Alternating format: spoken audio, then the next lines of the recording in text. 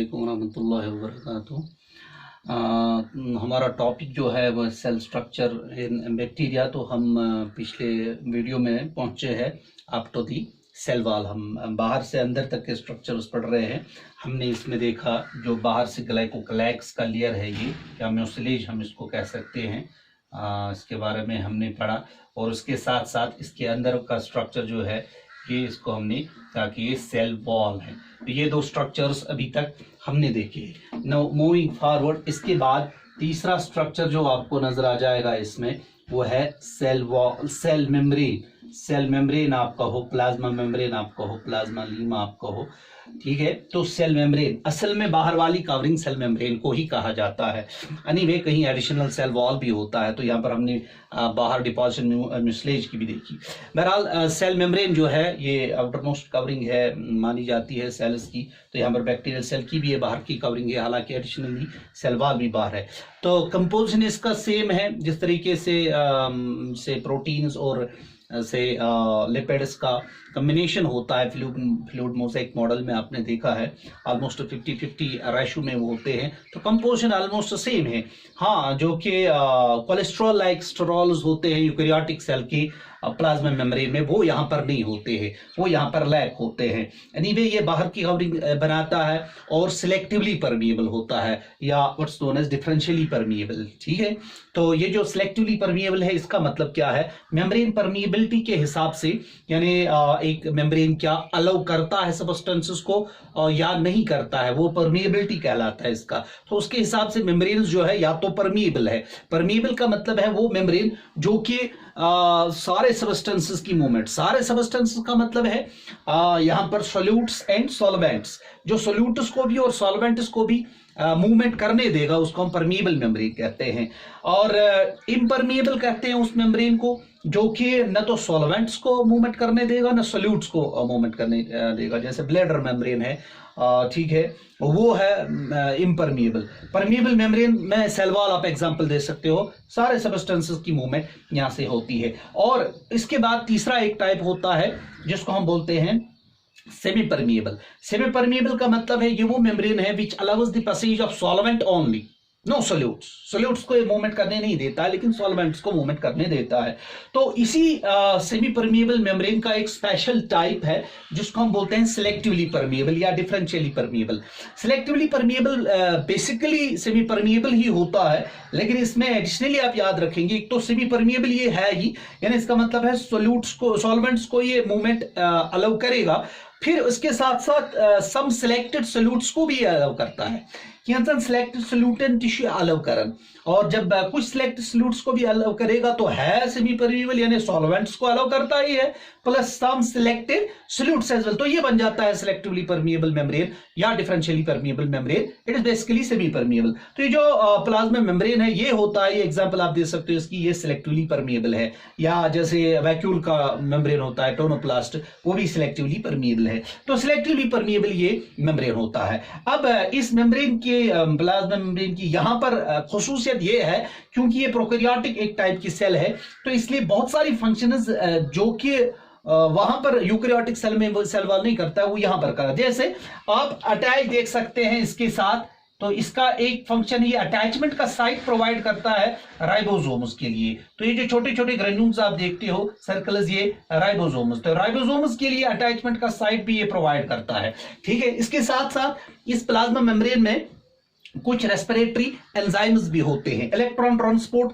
Chain होता है इसमें, इलेक्ट्रॉन ट्रांसपोर्ट कैरियर्स जिनको हम बोलते हैं वो होते हैं, लिपिड फॉर्मेशन के लिए एंजाइम्स होते हैं, वॉल की सिंथेसिस के लिए मटेरियल होता है। तो बहुत सारी फंक्शंस ये करता है। ये प्रोवाइड करता है साइट राइबोसोम्स के अटैचमेंट के लिए, ये रेस्पिरेटरी एंजाइम्स इसमें होते हैं, लिपिड की सिंथेसिस के लिए एंजाइम्स होते हैं, वॉल मटेरियल की सिंथेसिस के लिए एंजाइम्स होते हैं, प्लस सिलेक्टिवली परमिएबल है, ठीक है। और इसकी जो इनफोल्डिंग है, इसकी इनफोल्डिंग से एक स्ट्रक्चर बनता है व्हाट्स नोन एज मीसोसोम, ठीक है। तो ये है तीसरा स्ट्रक्चर जो आप याद रखेंगे, सेल मेम्ब्रेन। तो इसको हम यहां लिख सकते हैं। तो ये म्यूसिलेज है, ये सेल वॉल है, और ये जो इसके अंदर वाला स्ट्रक्चर है ये सेल मेम्ब्रेन है। और सेल मेम्ब्रेन और सेल वॉल के बीच में जो स्पेस है ये स्पेस कहलाती है पेरिप्लाज्मिक स्पेस, ठीक है। तो अब हम अंदर जाएंगे। इसके बाद नेक्स्ट स्ट्रक्चर जो आपको नजर आ जाएगा वो है साइटोप्लाज्म। तो अब आपको नजर आ जाएगा साइटोप्लाज्म।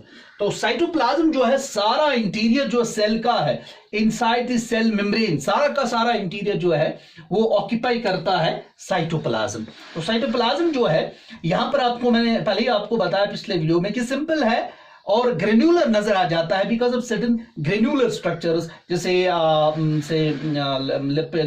लिपिड बॉडीज है, ग्लाइकोजन ग्रेन्यूल्स है या राइबोसोम है, इसकी वजह से ये ग्रेन्युलर नजर आ जाता है। तो चूंकि ये प्रोकैरियोटिक सेल है तो इस साइटोप्लाज्म में आपको मेम्ब्रेन बाउंड सेल ऑर्गेनेल्स जैसे माइटोकॉन्ड्रिया, जैसे गोल्गी apparatus, एंडोप्लाज्मिक रेटिकुलम वगैरह वगैरह वो आपको यहां पर नजर नहीं आ जाएंगे। ठीक है, हाँ, जो स्ट्रक्चर्स आपको साइटोप्लाज्म में नजर आ जाएंगे उनकी हम बात करेंगे। जैसे पहला स्ट्रक्चर आपको यहां नजर आ जाएगा, that is very important, mesosome.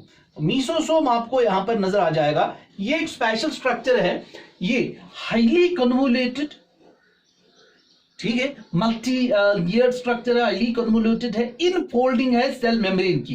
यानी हम इसको ऐसे समझ सकते हैं, सेल मेम्ब्रेन अंदर की जानिब फोल्ड्स बनाता है, बहुत सारे फोल्ड्स, और जिसकी वजह से ये स्ट्रक्चर बन जाता है और इस स्ट्रक्चर को हम बोलते हैं मीसोसोम। तो ये मीसोसोम बनता है, मीसोसोम इनविजन इन ग्रोथ है ये सेल मेम्ब्रेन का या प्लाज्मा मेम्ब्रेन का। अब ये मीसोसोम है, ये दो टाइप्स का होता है, ये मीसोसोम दो टाइप्स का होता है।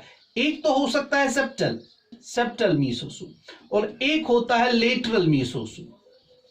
दो टाइप्स इस मीसोसोम के भी, जो कि इनफोल्डिंग है, ये मीसोसोम है, ये सेल मेम्ब्रेन जो है अंदर की तरफ इसके फोल्ड्स बन गए और ये एक स्ट्रक्चर बन गया है, इस स्ट्रक्चर को हम मीसोसोम बोलते हैं। ये मीसोसोम जो है ये सेप्टल भी हो सकता है, ये लेटरल भी हो सकता है। सेप्टल मीसोसोम क्या होता है, ये वो मीसोसोम है which is attached with the nucleoid, या न्यूक्लियोइड जो है यानी जो इसका न्यूक्लियस है या डीएनए जो है, जेनेटिक मटेरियल बैक्टीरिया का जेनेटिक मटेरियल आप देखेंगे, चूंकि ये प्रोकैरियोटिक सेल है, यहां कोई न्यूक्लियर एनवेलप नहीं है, इसलिए जेनेटिक मटेरियल डायरेक्टली होता है साइटोप्लाज्म में, hence it is known as nucleoid. तो न्यूक्लियोइड जो है ये अटैच होता है मीसोसोम के साथ। अगर न्यूक्लियोइड अटैच है मीसोसोम के साथ तो ऐसे मीसोसोम को हम बोलते हैं सेप्टल मीसोसोम, जिसके साथ ये न्यूक्लियोइड अटैच होता है। अब इस सेप्टल मीसोसोम का काम क्या होता है, ये जब अटैच होता है न्यूक्लियोइड के साथ, तो जब रेप्लिकेशन होती है इस डीएनए की, सेपरेशन होता है इसका, तो ये जो सेप्टल मीसोसोम है ये भी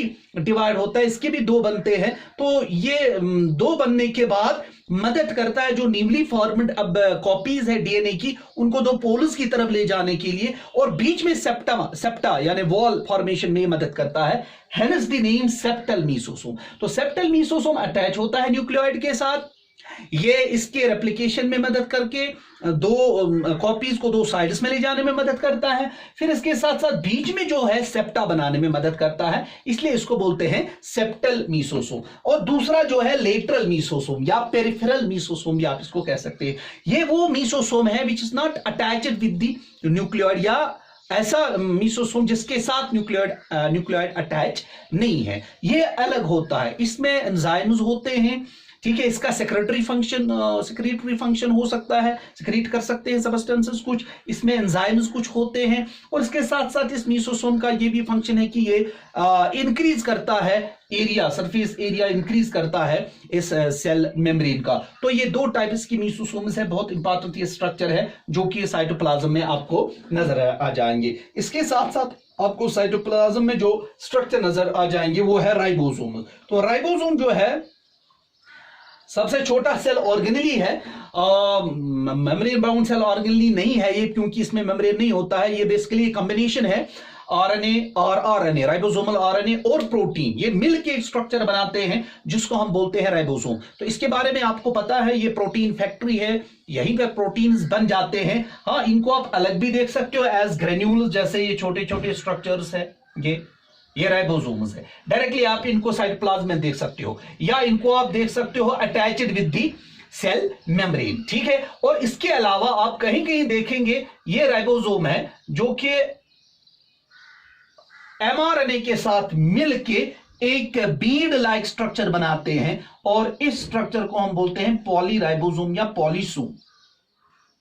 पॉलीसोम्स भी आपको नजर आ जाएंगे। तो ये राइबोसोम्स है जो कि ग्रुप्स में नजर आ जाते हैं, तो एक ही प्रोटीन की बहुत सारी कॉपियां बनाने में ये मदद करते हैं। तो राइबोसोम्स आप ग्रेन्यूल्स अलग देखेंगे, या associated with the cell membrane देखेंगे, या in the form of polysomes देखेंगे। तो इनका काम क्या है, ये प्रोटीन फैक्टरीज है, यहां प्रोटीन्स की सिंथेसिस होती है। इसके साथ साथ आप फूड रिजर्व भी देख सकते हो, फूड रिजर्व भी देख सकते हो आप in the cytoplasm, food reserve in the form of glycogen, in the form of lipids. इसके साथ साथ आप सेल इंक्लूजन्स देख सकते हो इसमें। तो सेल इंक्लूजन्स ये नॉन लिविंग जो है सबस्टेंसेस इसमें होते हैं, जैसे लिपिड ग्रेन्यूल्स वगैरह होते हैं साइटोप्लाज्म में, जो कि आपको नजर आ जाएंगे। ठीक है, तो ये जो है ये ग्लाइकोजन या लिपिड ग्रेन्यूल्स आपको नजर आ जाएंगे, जो कि सेल इंक्लूजन्स में आ जाते हैं। इसके साथ साथ आपको गैस वैक्यूल्स भी नजर आ जाएंगे टीरियल सेल में। गैस वैक्यूल्स भी आपको साइटोप्लाज्म में नजर आ जाएंगे। और एक इंपॉर्टेंट स्ट्रक्चर आपको इन बैक्टीरियल सेल्स में नजर आ जाएगा, चूंकि बैक्टीरिया जो है जो फोटोसिंथेसिस करते हैं, जो फोटोसिंथेटिक बैक्टीरिया है, फोटोसिंथेटिक बैक्टीरिया की अगर हम बात करेंगे, चूंकि यहां पर क्लोरोप्लास्ट्स तो होंगे नहीं क्योंकि एक प्रोकैरियोटिक टाइप का सेल है, लेकिन यहां पर जो फोटोसिंथेटिक बैक्टीरिया है, फोटोसिंथेटिक बैक्टीरिया में साइटोप्लाज्म में एक और चीज आप देखेंगे जो कि फोटोसिंथेटिक पिगमेंट्स है। फोटोसिंथेटिक पिगमेंट्स जो है, फोटोसिंथेटिक पिगमेंट्स जैसे बैक्टीरियो क्लोरोफिल है, या और भी कैरोटीनॉइड्स वगैरह है, या और भी जो बाकी पिगमेंट्स इसमें है, वो पिगमेंट्स कहां पर होते हैं, क्योंकि क्लोरोप्लास्ट्स यहां नहीं है या प्लास्टिड्स यहां नहीं है, क्योंकि ये प्रोकैरियोटिक टाइप का सेल स्ट्रक्चर है। यहां पर आप देखेंगे जो पर्पल बैक्टीरिया है, पर्पल बैक्टीरिया में आप देखेंगे कि ये जो सेल मेम्ब्रेन है इससे बनते हैं स्ट्रक्चर्स जो कि बिल्कुल थाइलाकॉइड लाइक होते हैं। थाइलाकॉइड्स ही इनको हम बोलते हैं। यहाँ पर भी थाइलाकॉइड्स आप यूकैरियोटिक सेल में देखते हैं, क्लोरोप्लास्ट्स के अंदर मेम्ब्रेनस सैक्स होते हैं जिनको थाइलाकॉइड्स बोलते हैं। उन थाइलाकॉइड्स के मेम्ब्रेन्स जो होते हैं कि उनको हम फ्रेट मेम्ब्रेन्स बोलते हैं या फ्रेट्स बोलते हैं। उन फ्रेट मेम्ब्रेन्स में होते हैं फोटोसिंथेटिक पिगमेंट्स। तो यहां पर जो है क्लोरोप्लास्ट नहीं है, लेकिन थाइलाकॉइड्स होते हैं। तो खाली थाइलाकॉइड्स होते हैं और इन थाइलाकॉइड्स में फोटोसिंथेटिक पिगमेंट्स होते हैं। ठीक है, तो एक तो आप ये चीज याद रखेंगे कि थाइलाकॉइड्स यहां पर होते हैं और ये थाइलाकॉइड्स जो है इनमें फोटोसिंथेटिक पिगमेंट्स होते हैं। लेकिन कुछ बैक्टीरिया ऐसे हैं जैसे ग्रीन बैक्टीरिया है, इनमें मेम्ब्रेन स्ट्रक्चर जो है ये थाइलाकॉइड्स नहीं होते हैं, बल्कि स्मॉल सैक लाइक स्ट्रक्चर्स होते हैं जिनको क्लोरोसोम्स हम बोलते हैं। क्लोरोसोम, ठीक है। तो मेम्ब्रेन सैक्स होते हैं थाइलाकॉइड्स पर्पल बैक्टीरिया में, जहां फोटोसिंथेटिक पिगमेंट्स होते हैं। ग्रीन बैक्टीरिया है, ग्रीन बैक्टीरिया में सैक लाइक स्ट्रक्चर्स होते हैं जिनको क्लोरोसोम बोलते हैं। तो यहां पर फोटोसिंथेटिक पिगमेंट्स होते हैं। ठीक है, बहरहाल जो फोटोसिंथेटिक बैक्टीरिया होंगे वहां पर आपको अंदर एडिशनली थाइलाकॉइड्स बनाने हैं या क्लोरोसोम्स बनाने हैं, वो तो एडिशनल स्ट्रक्चर में होगा जहां फोटोसिंथेटिक पिगमेंट्स होते हैं जिनकी मदद से ये फोटोसिंथेसिस करते हैं। ठीक है, तो जब इन दोनों को हम मिलाते हैं, थाइलाकॉइड्स को भी और क्लोरोसोम को भी हम जब मिलाएंगे तो इनको मिला के हम क्रोमेटोफोर बोलते हैं। क्रोमेटोफोर्स, तो ये आपने नाम सुना होगा बैक्टीरिया में जो क्रोमेटोफोर्स होते हैं। ठीक है, थाइलाकॉइड्स और क्लोरोसोम को मिलाएंगे तो क्रोमेटोफोर्स बन जाते हैं। ये फिर से आप याद रखेंगे, those bacteria which are photosynthetic, चूंकि यहां पर प्लास्टिड्स नहीं है, क्लोरोप्लास्ट नहीं है, बीइंग प्रोकैरियोटिक सेल, वो मेम्ब्रेन बाउंड सेल ऑर्गेनेल वो यहां पर नहीं होगा। लेकिन क्लोरोप्लास्ट में अगर आप देखेंगे वहां अंदर होते हैं सैक लाइक स्ट्रक्चर्स, ठीक है, मेम्ब्रेनस सैक्स जिनको थाइलाकॉइड्स बोलते हैं। यहां सिर्फ थाइलाकॉइड्स होते हैं और इन थाइलाकॉइड्स में फोटोसिंथेटिक पिगमेंट्स होते हैं पर्पल बैक्टीरिया में। ग्रीन बैक्टीरिया की बात करेंगे तो यहां थाइलाकॉइड्स नहीं होती है, बल्कि स्मॉल से स्ट्रक्चर्स होते हैं सैक लाइक स्ट्रक्चर जिनको क्लोरोसोम्स बोलते हैं। क्लोरोसोम्स में फोटोसिंथेटिक पिगमेंट्स होते हैं। दोनों को मिलाएंगे थैलेकोइड्स एज वेल एज क्लोरोसोम्स, दोनों को मिला के क्रोमैटोफोर्स बोलते हैं, यानी वो स्ट्रक्चर जिनमें फोटोसिंथेटिक पिगमेंट्स होते हैं। ठीक है, तो ये एक और